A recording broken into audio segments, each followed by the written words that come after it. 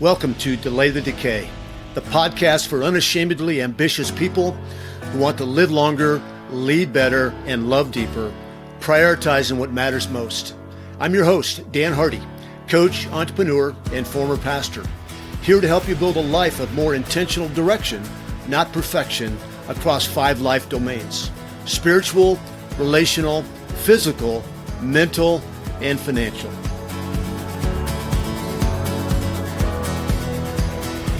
Welcome to another episode of Delay the Decay. Today, my guest is Anthony Diehl, founder of Modus and an executive and strength coach from Lancaster, Pennsylvania. After transforming his own life from overweight teen to America's strongest man, he now helps busy leaders build strength that lasts. His coaching blends lab-tested metrics, simple nutrition, and no-nonsense training for body recomposition and long-term vitality. A husband and a father of 3, he and his family raise animals and grow food on their small farm. He practices Brazilian Jiujitsu and is training for his first marathon. Is that all you do? Yeah, there's a few other things in there somewhere, but you got the highlights. Holy mackerel. I feel like we could have spent an hour just with your bio. I love it. Thanks for being with me, Anthony, and welcome to Delay the Decay. Yeah, thank you so much for having me. I'm excited for the conversation. Yeah, 100%. There's a question that we start off every podcast with, and here it is. It's, what's one habit or discipline that you have incorporated into your life recently to help you continue moving upwards and to the right? Can be in any of the 5 life domains. One, sure. Practice or discipline. I schedule everything. I calendar everything now. So I'm a pretty regimented person. Eat well, sleep well, exercise, read my Bible in the morning. I'm a pretty regimented guy. But as my responsibilities and business have grown, I have found myself pulled in a million directions and very easily can get overwhelmed with all the things I need to do. And so now I've set some hard rules in my life, and every Sunday night, my wife and I sit down, we look at the family calendar, and I've made a commitment that I don't do more than 3 calls or meetings in a given day ever. No matter how great the opportunity, it's not happening. I block out white space to make sure that I'm taking care of my clients first. I have white space built in to research, to work on the business, to take meetings. And then at the end of the day, the laptop shuts and I'm all there for my family. So that has been a game changer for me. I love it. I love it. Do you use any type of applications to shut down your phone? Do you lock it away, or you just good old-fashioned discipline to stay off? Good old-fashioned discipline in that regard. I just have my calendar app, and I love technology. I do, but I still love a pen and paper kind of journal, and I will use that to keep track of to-do lists and all sorts of things. And oftentimes it ends up in a digitized format as well. But I just like pen and paper each week. Clarify what are the things that I need to move the needle on in certain areas. And I just keep momentum going that way. It's been a huge help. With all that you've got going on, you've got to live a disciplined life. Otherwise, some ball's going to fall, right? That's right. Yeah. I see a little bookshelf behind you. Is there a book that you are reading now that is really ministering to you or encouraging you or helping you out in your business? Yeah. One of the things, well, you see one bookshelf. I think I have about 15 in here. Okay. I'm definitely a bibliophile, and I think at the last count, somewhere north of 4,000 volumes. Wow. So our house, growing up, actually, I'll tell you a very quick story. In kindergarten, was going to be held back, or I was going to be held back from first grade rather, because I couldn't read. I wasn't reading well. I was not keeping up with my peers. Mm-hmm. And my parents said, no, he's not getting held back. And so the summer after my first grade year, I just remember my mom drilling phonics into my head, and I just read all summer long. And for some kids, that might have caused resentment. And for me, I grew to love it. I grew to love reading to the point where then I excelled in it. And my parents were never wealthy, but they did make there was one thing that I could always get what I wanted. And that was if I was interested in a topic or wanted to read a book, mom and dad would always buy the book. Oh, And wow. so my love for reading. So anyways, one book, Yeah. I don't know. I'm reading like six right now. I'm also one of these people that my attention span is short. So what I'll do is I will be in the middle of anywhere from 3 to 4 books, 5 books at a given time. And I can read for an extended period. Like I could read for an hour, but in that hour, I'm probably going to read for 15 minutes in this book, a couple chapters, read for 15 minutes in another topic, and then another topic, and then another topic. And I like to rotate between Yeah. every three nonfiction books, I'll read a fiction book. Okay. So I just finished my annual slog through the Lord of the Rings, which I love. Nice. I love it. I Yeah, love it. I'm reading a book right now on networking called Never Eat Alone. It's fantastic. Yeah, I've heard of that book. I don't think we allow ourselves to read enough fiction. I call it mental candy. It's especially good series like that. The Lord of the Rings. I'm the same way. I don't know if it's ADD or what it is, but like I've always got more than one book going, and I can't stay in the same book for more than 30 minutes for sure, and different genres as well, right? That's right. Yeah. After being a pastor for 20 years, I feel like the genre that I've really missed while I was a pastor was books on entrepreneurship and leadership and just more secular books that Sure. that are really written by the grace of God, even if they're not Christian authors. And I'm so loving that, just engaging with that. Do you allow yourself to read? I'm sure you do, leadership books and books on Oh, I business, all have. that. Yeah, you can't see it off screen here, but I have an entire shelf. And I'll highlight one book here that I think is, actually, I'll highlight 2 books for your readership that I think are fantastic. This one here, Build a Business, Not a Job, is absolutely fantastic. How to build your business to sell, scale, or own passively. That one's fantastic. Who's the And then author? this is David Finkel and Stephanie Harkness. Okay.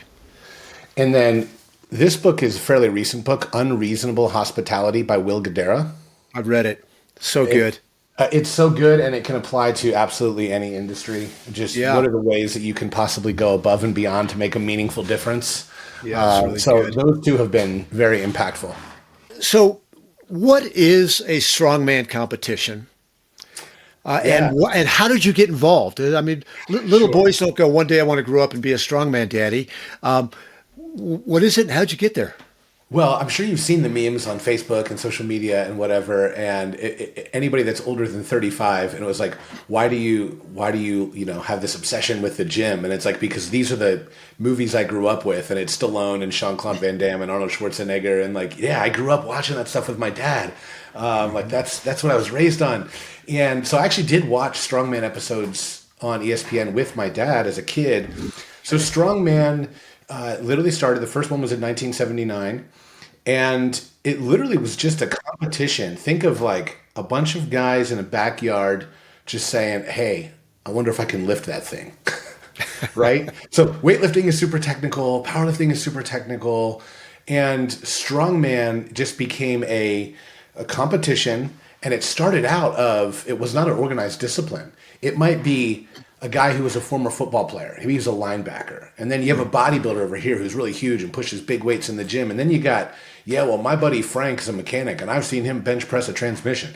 And so they just get their friends together, and they're like, hey, we have this axle. It's a truck axle with tires on it. Let's see who can pick it up and press it over our head. Or, hey, there's this natural boulder. Do you think anybody can pick that up?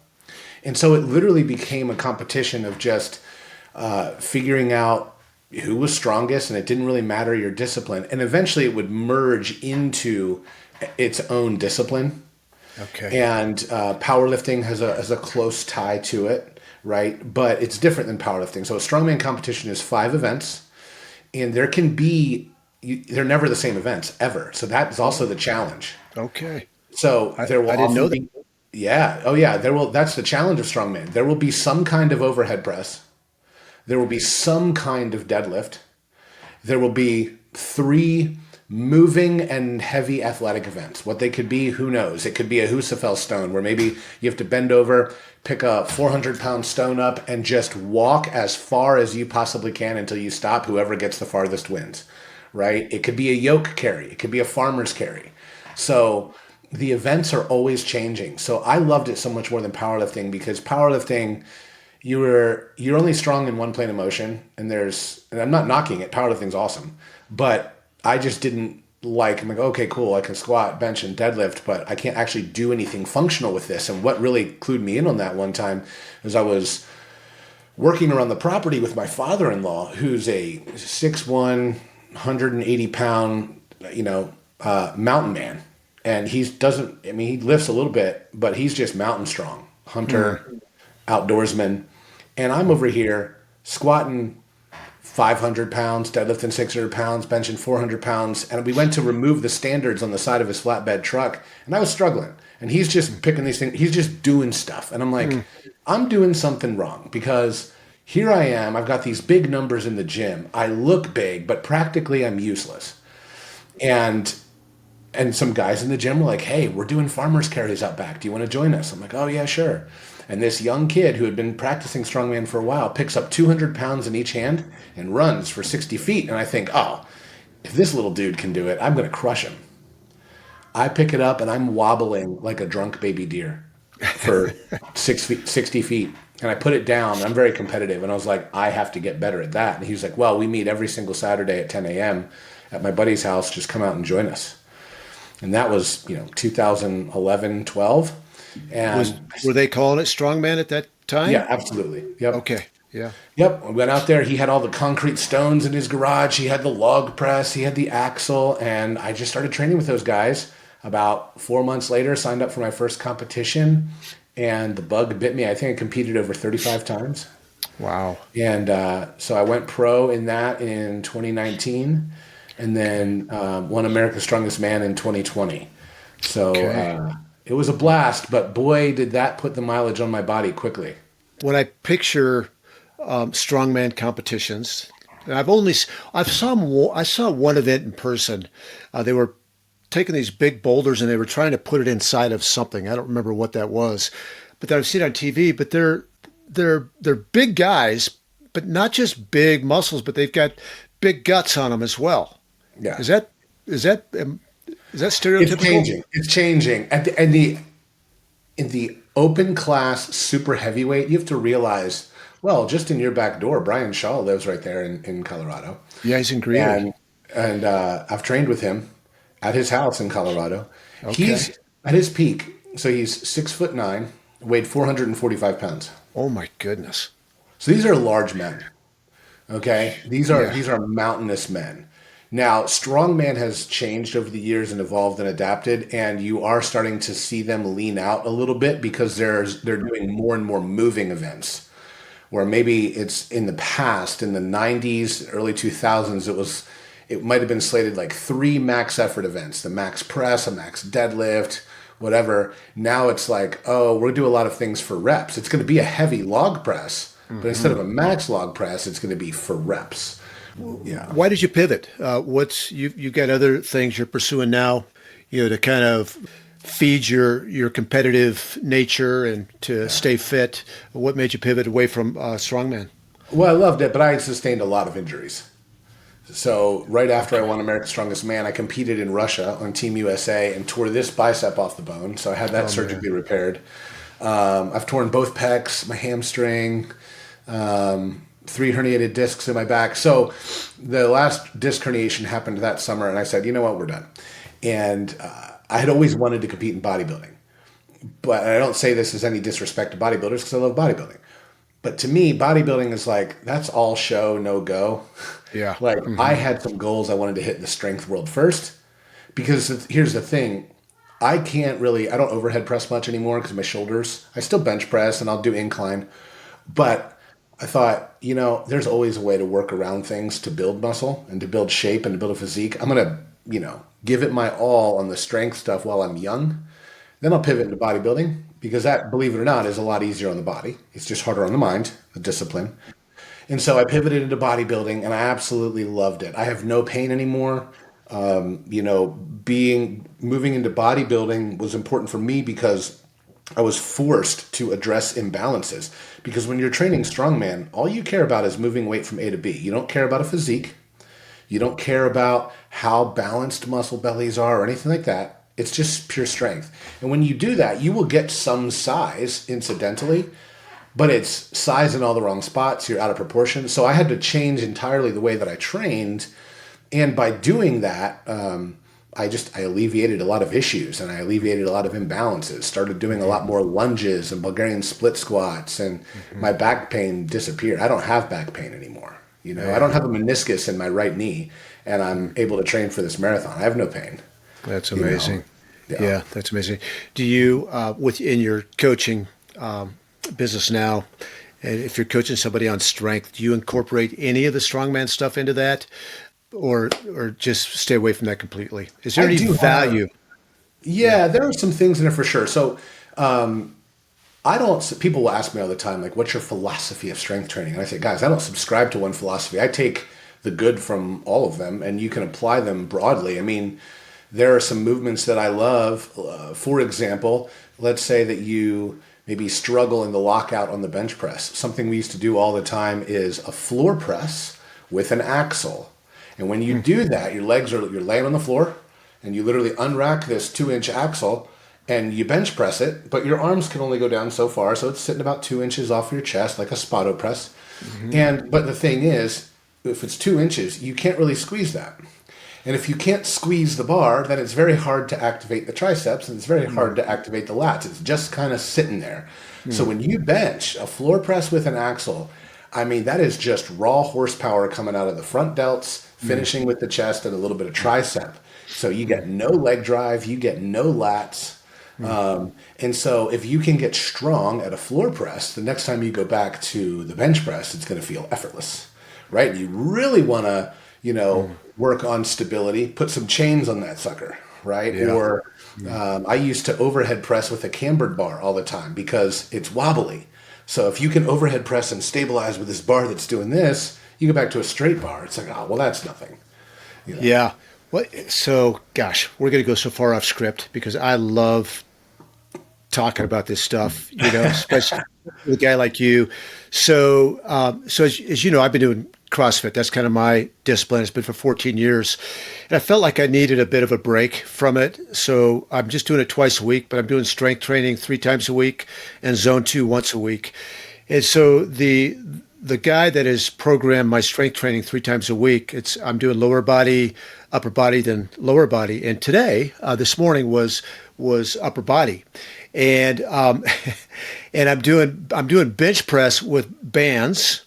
Yeah.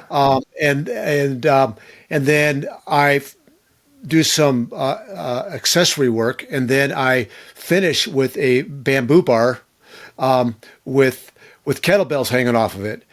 And there's not a lot of weight on those kettlebells. That's right. I am I did 4 sets of 20 today, and they call it earthquake bar, right? For a reason. Like, what are the bands doing? Why is a barbell not enough? Why might somebody add chains or bands? And then why might somebody use an earthquake bar? Like, what's that doing for you? It just depends what your goal is. If you're trying to, like for me, what I wanted to achieve was the ability to stabilize under incredibly heavy weight. Okay. Right? So I'm rocking back and forth.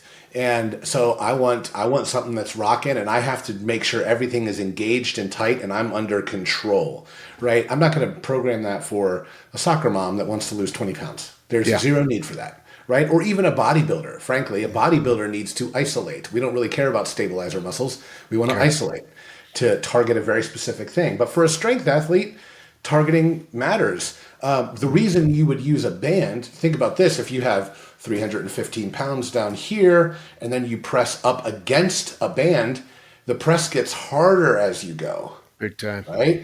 Yeah. Or if you do the other way, a reverse band.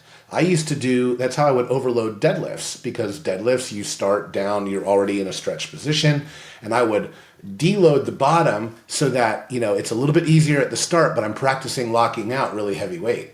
So maybe I might put on, I could increase my volume. I can get my central nervous system acclimated to holding on to that level of weight and give me just a little assistance off the ground, right? So there's all kinds of reasons that you would want to use in the space. We would just call it accommodating resistance. Okay. And so bands and chains, they have their place, not required. And I frankly don't use a whole lot of them anymore. I have 2 people right now that I'm still training in the strength world that I'll leverage them with. Yeah. When you tore your bicep, what were you doing? I was doing an axle clean, and I was training for a competition in which the world record was going to attempt to be broken. Now, I had no aspirations to break the world record. I wasn't strong enough for that, but I was going to do well. And so my best clean and press ever was 375 on an axle. And I was warming up with 330, and it was the hand that was supinated, and I just pulled up, and it just detached. Okay. So, well, I want my audience to hear that.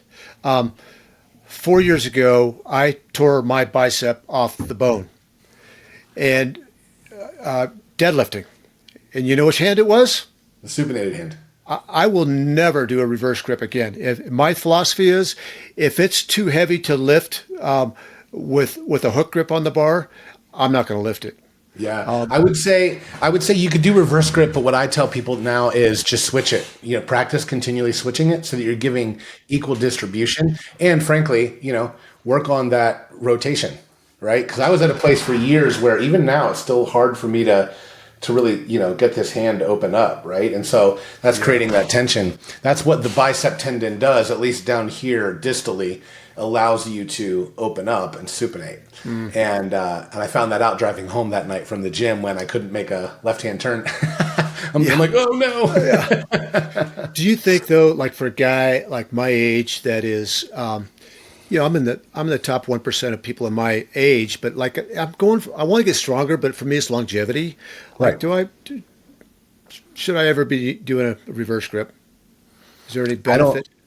No, there's no benefit other than it just Lift more weight.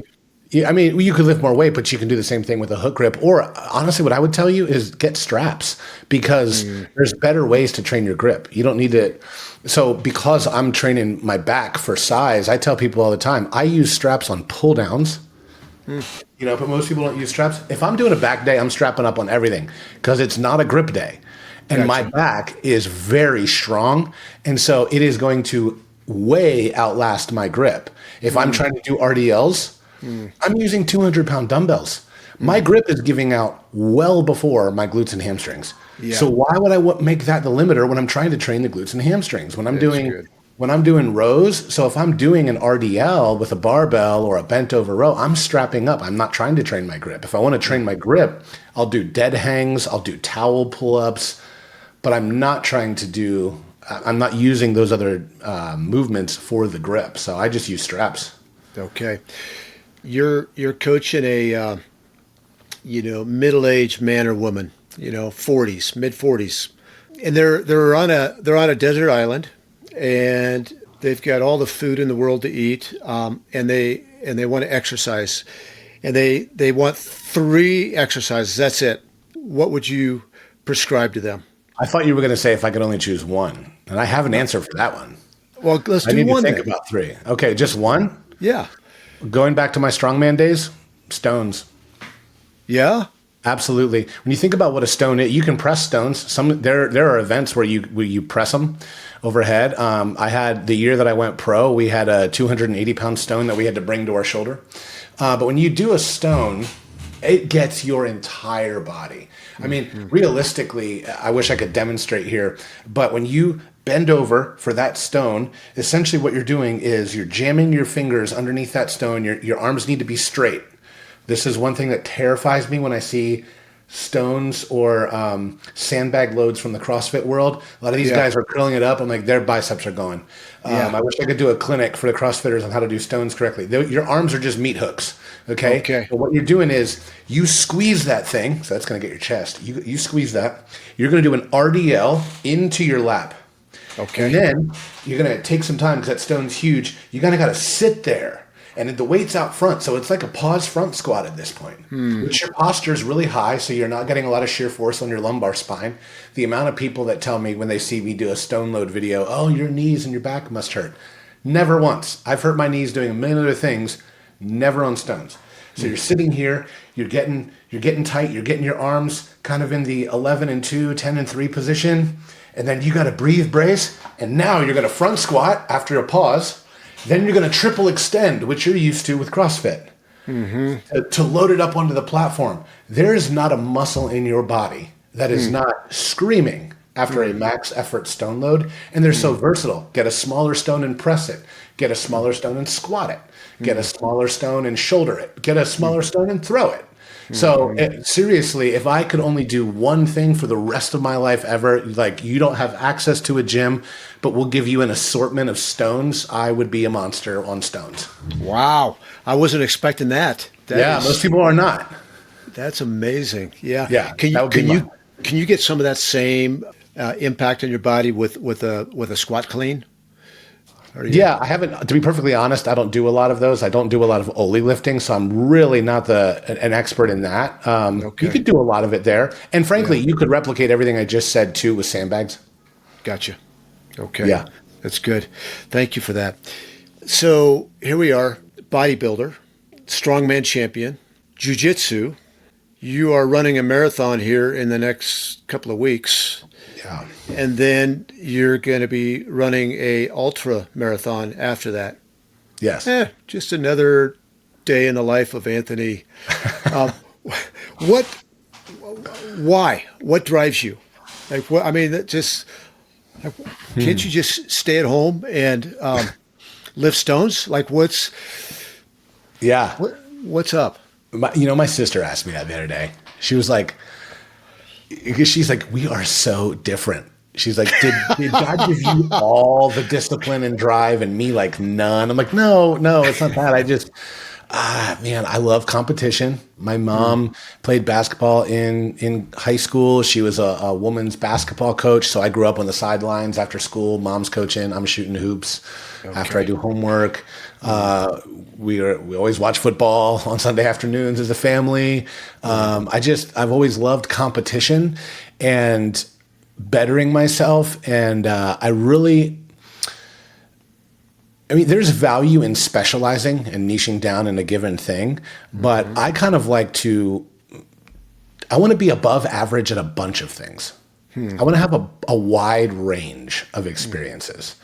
And so, when I chose my target for the marathon, I just literally Googled, I'm like, all right, first time marathoners, what's the average pace? Then I said to my coach, I need to beat that. Why that number? Because I don't like average. I want to be just above average at that. And if I can be better, awesome. And so I don't know. I just like trying different things. I like developing capability and well-roundedness. I don't want to be hamstrung into one thing. And I kind of like the way I am with books. Like my attention span kind of goes over here. And so, and I will always do everything at least twice. So I will run another marathon. And I know that about me. And the reason is I'm going to want to beat myself. Yes. Yeah. Right. That's why I'm going to compete in bodybuilding again. I want to beat my last package. I want to make sure that I took the judges' feedback and I come back having done that thing. And so I enjoy it. Yeah. What's success for you in those endeavors? How do you know whether you've succeeded? What is success for you? Yeah, it's tough in a thing like the marathon. Obviously, I'm like trying to explain to my kids, like they're like, "Oh yeah, Daddy's going to run this race." I'm like, "Well, it's not really a race for Daddy. See, it is, but I'm just trying to beat myself and prove I can even do it. I have yet to do 26.2. I've done 20 a couple times now, done 18. I have 22 on Tuesday. Okay. So that'll be a challenge. And to be perfectly honest, I'm going into that having epically whiffed my most recent run on Monday. I just totally bombed my hydration and sodium and felt it. But at least I know exactly what it was and I can course correct and move forward. But I'm going into that 22 like, oh boy, here we go. But I'll survive. You know what? It's temporary suffering. Anybody can suffer for a couple hours. So success looks like me. I can sleep at night if I did everything in my capability to do my best, you know. And what I mean by my best is not that I dropped all my other priorities. No, I'm a business owner, I'm a husband, I'm a father, I'm a this, I'm a that. So what I mean is, all right, outside of those things, given this window of time that I have to work on it, did I give everything in that window? If I did that, then I'm good. And I can sleep with whatever the result is. Does that make sense? It does. So the success isn't necessarily what your time is or who you beat, but it's the prep going into it, that you've done everything that you needed to do to be ready for the race. That's right. That's right. And, you know, with strongman and with strength sports, it's objective. You either pick the weight up or you don't. Bodybuilding, it's subjective. It's like some of it you can't control. You can only control the process. Gotcha. You know, you can only control, you know, did I cheat on my diet? You know, and every bodybuilder has. We all have. There was one night during my first prep, I woke up at 2:00 in the morning and drank half a gallon of milk and ate like a quarter of a watermelon. I know it's so random, but sounds horrible. Yeah, it was what was in my fridge, and I just wanted anything. I was just dying. I was, you know, Yeah. it was a struggle. What about jiu-jitsu? Is that really just a fun thing to do? Yeah, A hobby? I would say I'm just dabbling right now, and not because I don't love it and would love to do it 5 days a week. I just only have so much bandwidth. So I could absolutely see myself in the next couple of years leaning all the way into that as my main thing. Right now, it's 1 to 2 days a week. And really, my kids do it, and it's more of I want to be able to defend myself, my family, and others. And I encourage everybody to do jiu-jitsu. A 1-year white belt is like a superhero against untrained people. I mean, absolutely astounding. So I think everybody should take a little bit of jiu-jitsu. So I'm by no means anything special, but I feel very confident against the average normal person who has never trained. You know, if I don't put myself in situations where I'm going to get in bar fights. So, you know, I'm not really worried about it. But if some drunk dude was trying to mug me on the street of Philly, you know, if he had a gun, you could take my wallet. But if he's just trying to give me a hard time, it's going to be a very bad day for him. Right. Gotcha. So I like capability. So I dabble in that. I could see myself pivoting towards it. I also kind of really still want to scratch the itch of strongman without killing myself. So I really want to do in the next couple of years, I've been talking to some friends about getting into tactical games. So AR-15s, pistols, so a shooting competition mixed with the physicality. Maybe grab a heavy sandbag and sprint 100 yards, you know, bear crawl under this thing. And now your heart rate's up, you're sweating, adrenaline's pumping. Can you get lead on steel? And so that's something that could kind of like scratch a couple itches as well. Cause I love, you know, this time of year, it's hunting season. I was out in the woods this morning shooting squirrels. Nice. So, what do you do with squirrels? Eat them. Yeah? Yeah. But the problem is you need like 8 of them to make a meaningful meal. So I just shoot them, skin them, throw them in the freezer. And when we have like 8 of them, we'll cook up a squirrel gravy, a squirrel pot pie or something like that. And 100 grams of squirrel is like 25 grams of protein and like 3 grams of fat. So very lean. Wow. Tastes like chicken? Honestly, yeah, it really does. It's a lean white meat. We call them tree chickens. Oh, that's amazing. Yeah, out here we don't shoot squirrels, or I mean, we shoot them, but we don't eat them. We just leave them dead there, and I don't know why. If that's a culture thing, right? Apparently, we're missing out on some good meat. Yeah, it's hey, I mean, it's honestly for the time investment. I don't know that it's the best time investment. I mean, my thought is like this. I was thinking about this today. I'm like, if I'm out here for like 3 hours and I get 3 squirrels, that's like a lot of time and money for a little bit of protein. But I'm like, I'm out here hiking and stuff anyways. Like I might as well just bring a shotgun along with me. That's the fun too. So one of my sons has autism, and I want to be able to do stuff with him. And he is never going to sit in a deer stand for any reasonable length of time.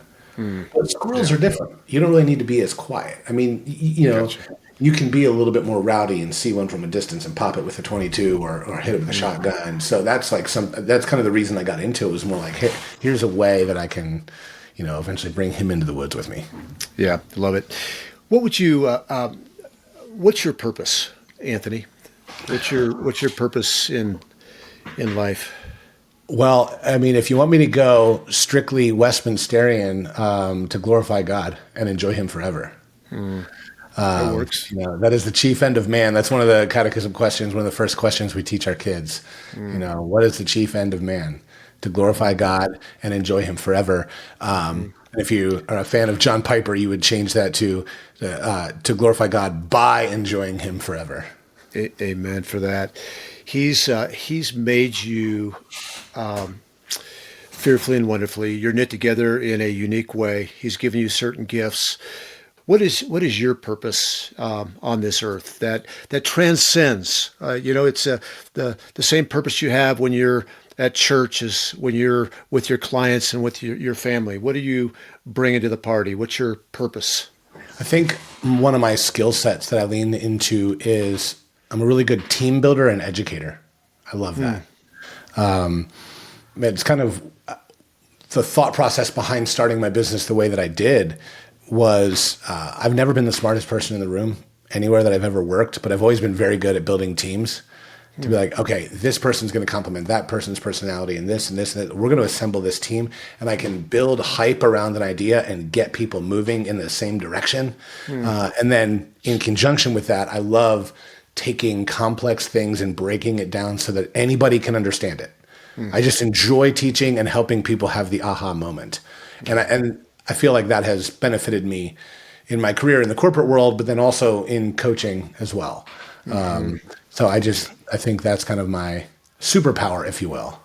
I love it. Yeah. Let's just focus on your business for a minute. How long have you been coaching for pay? For 11 years. 11 years full time since 2018. Okay. Who's your ideal coaching client? Your target, your avatar. My avatar. Yeah. So I would say between 35 to 55, 60, somewhere in there. Lifestyle folks who simply want to take control of their health. They're kind of maybe disillusioned with Western medicine. They don't know where to turn. And their main goal in life is not to be a bodybuilder or a pro strongman. They want to be able to play with their grandkids. They want to walk their grandkids or their daughter down the aisle and, retire and be like, hey, my portfolio is nice, but I can't enjoy anything because I'm tied to Big Pharma's cocktail of medications.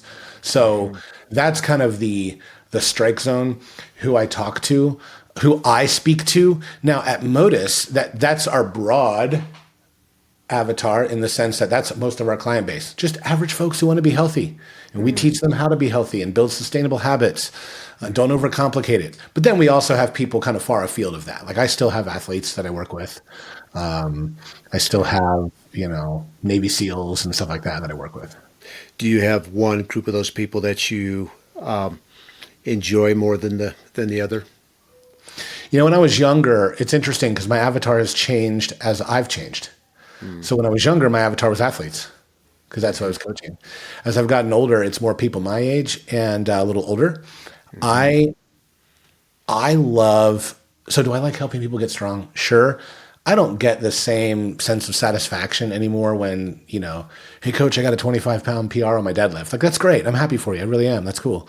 I love getting the text message like, hey, my doctor is like, what are we doing? Your HA1C is way down and like we can come off of this statin drug and, we could do, like, I get a lot of joy out of that sort of thing or just practical stuff. A guy sends me a picture of a selfie with he and his family on vacation in Scotland. And he's like, we were here 15 years ago and I could not climb this because I was so out of shape. And now I climbed it with ease. Like those are the little things where it's like, it's tangible. This has a real benefit. And you're seeing, because that's memories that he has with his family that is literally only possible because he got healthy. So, yeah. Talk a little bit about lifespan and health span. I think maybe Peter Attia has made the phrase health span popular. What is the difference, first of all, between lifespan and health span, and what should we be focused on in our middle age? Yeah. So lifespan is just how long you live. And health span is how well you live those days out.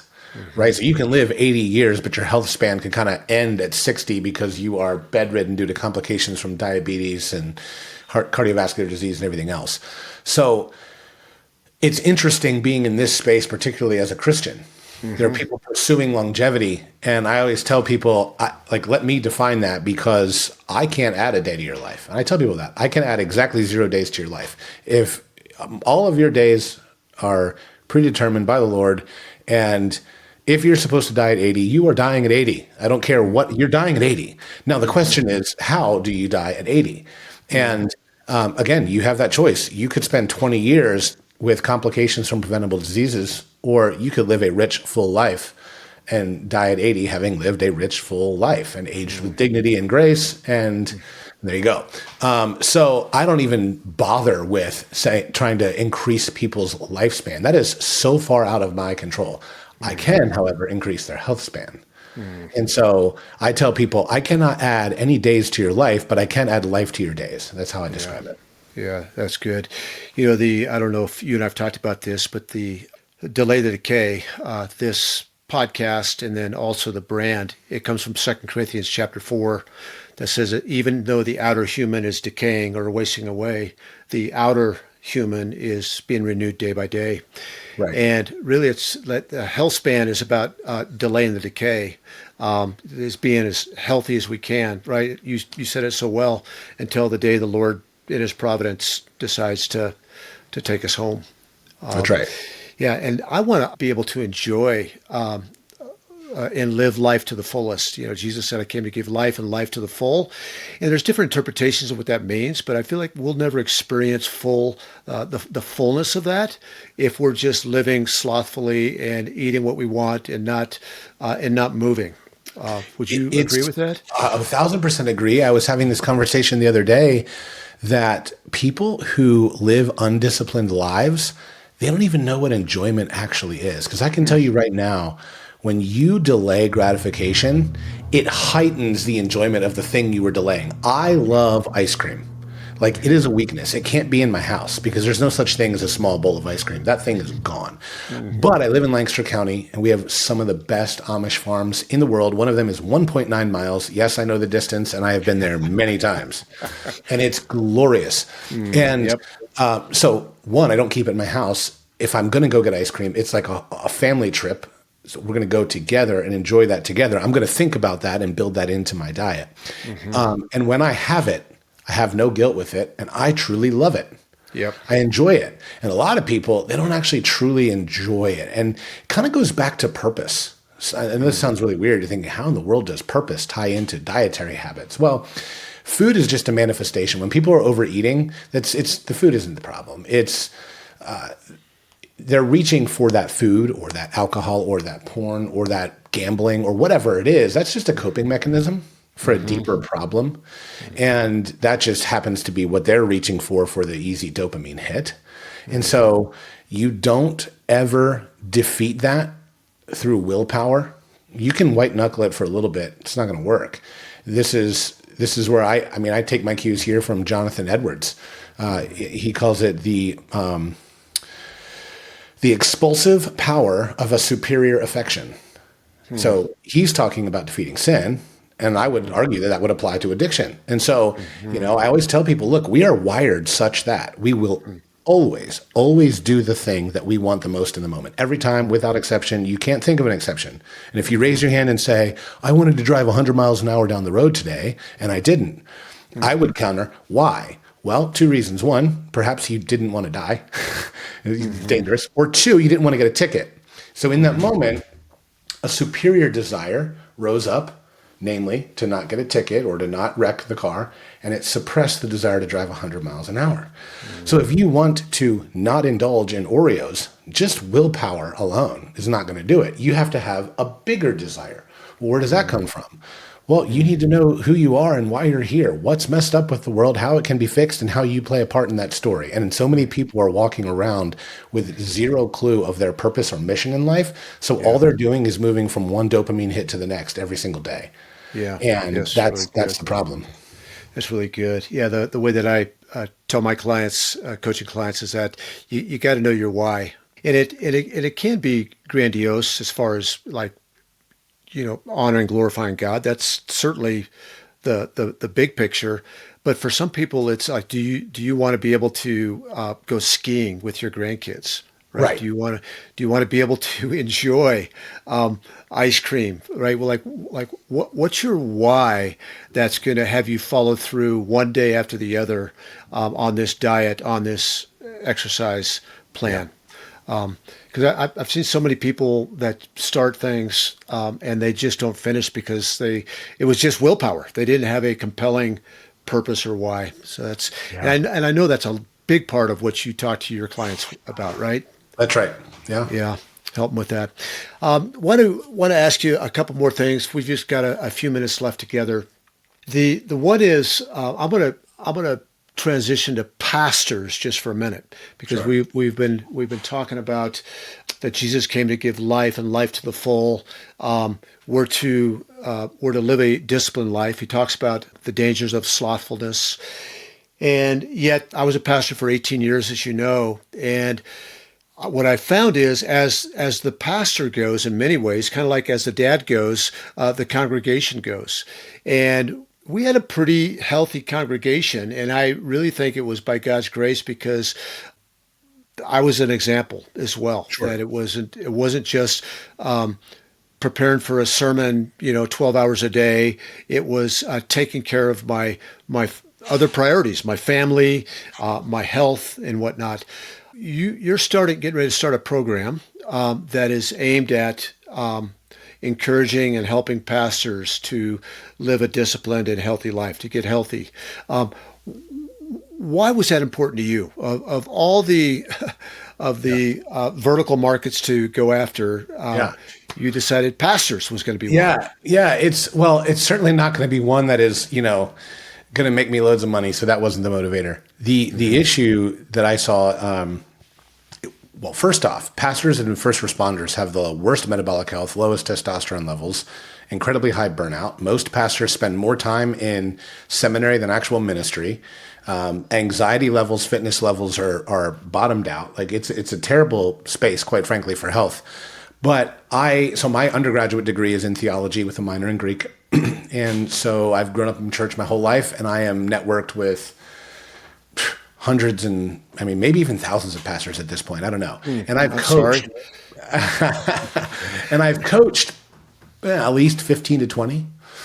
And some are still on my roster now. But what I noticed is that all of the ones who have engaged me are either presidents of large institutions, pastors of large megachurches. They're compensated very, very well, or they're bivocational, where some of them are like, hey, I run a construction company and I'm also a pastor and this and that. And so they have the means to afford me. The average pastor in the United States is making $60,000 a year. Mm-hmm. They don't have the discretionary income to engage with me, and yet they need it. They need it the most. Mm-hmm. And so that's why we've come up with the program Lead Strong is what we're calling it. And still working through, we're going to actually do another call on it here in about 3 weeks. Still working through pricing models and how we want to make business sense, but make it approachable for pastors as well. Yeah. Well, I'm excited about that. Be sure and let me know when that call is. I'd love to Sure. be on it. Absolutely. Yeah, I'd love any way I can support you in that. There is just another 50 questions that I want to ask you, but we don't have time to do that today. What should I be paying attention to? If I'm a middle-aged man or woman who has been building a business and now it's like I'm looking back and I'm pre-diabetic, I'm overweight, I'm sluggish. Where do I even start? With nutrition and with exercise, blood panels? Should I get the blood panels? Yeah. What do I do? Well, I like getting a blood panel. Yeah, I like getting a blood panel because it's like looking under the hood and you can be a little bit more precise. Look, if everybody said to themselves, hey, I'm going to make 90% of the food that I eat be real whole food, things with roots or a mother. And you started doing that and you started trying to track your steps, maybe walk between 7,000 to 10,000 steps a day, and you do something moderately difficult as far as resistance training 3 days a week. If you walk that road, walk that path, you will only see improvements, period. But lifting the hood on the vehicle allows us to get much more surgical, right? And say, hey, your triglycerides are 295. Like, that's a problem. Well, when I sit down with people and do blood work consults, I explain to them, what are triglycerides? Like, you need to understand what this is, where it comes from, so that you can understand how your choices directly impact it, right? Every home, go buy a blood pressure cuff. You don't need to go to the doctor. Under $40 on Amazon. Get an extra large cuff if you're a big guy. Otherwise, don't buy a wrist one. They're horribly inaccurate. Okay. Just get a blood pressure cuff. If you are pre-diabetic, you don't have to be prescribed insulin to go buy a $15 glucometer and check your fasted glucose in the morning and check your postprandial glucose, that is 2.5 hours after you eat, and see, where are my glucose levels? That gives you real-time information. But where a blood work panel comes in is the full picture. Glucose isn't the full picture. What helps us really understand what's going on is looking at your lipid profile and your fasted insulin. And so we can see, are you insulin resistant? If you're overweight, most likely. And if you're insulin resistant and overweight, you probably have thyroid issues. And a lot of people are being misdiagnosed with Hashimoto's. No, you don't have Hashimoto's. You have a terrible diet and you're overweight, and we need to lose weight, right? So I would say get a blood pressure cuff. Gotcha. Own one. Potentially buy a glucose, a glucometer. You can measure your waist size.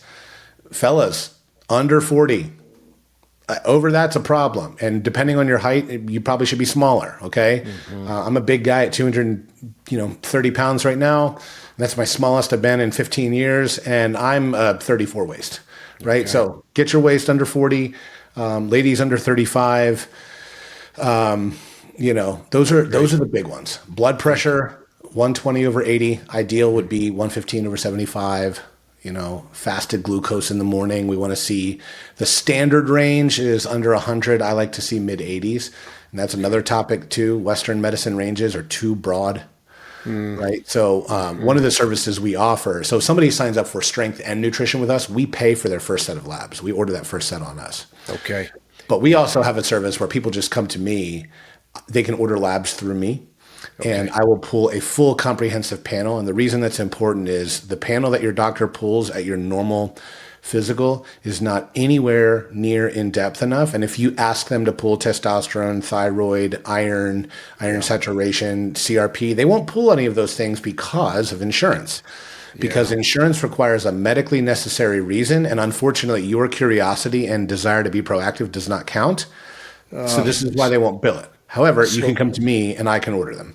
So irritating. So the doctors are testing what, maybe 15 markers, and you're going to be testing what, 40, 50? Yeah, absolutely. That's right. Yeah. And I have a relationship with the lab. So you can just, wherever you live in the continental US, you just go to a local LabCorp, get it done. They'll email you and me the results. We sit down, have a Zoom meeting, and I'm going to walk you through and explain, hey, what is glucose? What is hemoglobin A1C? Everybody knows HA1C is tied to diabetes, but does anybody actually know what that is and how it's actually influenced? Folks, you heard it. I mean, this is a important thing that most of you aren't doing, and it's accessible. And so hire Anthony or find somebody local to you, but get somebody that not just takes a larger panel, but also going to help you interpret it. And not only help you interpret it, but actually know what steps you need to take to actually improve the markers. Because you can do all the things on the outside, but if you don't know what's going on the inside, you don't even know where to aim, right? That's right. You're aiming at the air. And I will say one more thing here really quickly. Please. Never. This is why it's important. A lot of companies will offer you blood panels and they'll say, we'll send you a personalized plan. It drives me nuts. You can't get a personalized plan until you sit down and have a conversation, because the numbers alone mean nothing. They're a snapshot in time. And so you need to pair that with age, injury history, job, stress, all of those things. That's why I sit down and talk to people. But when and if you get your lab work back, never Google a value. If you see that something is high, don't Google it and then self-diagnose, because this is the whole point, is everything is interrelated. So, values can be high and it's perfectly fine. I'll give you a good example. Endurance runners always have high HA1C, almost always. So are they pre-diabetic? No, not even a little bit. Why do they have elevated HA1C? Well, it's really simple. Hemoglobin is a protein in a red blood cell. red blood cells live about 90 days. So it's looking at glucose over a 90-day span.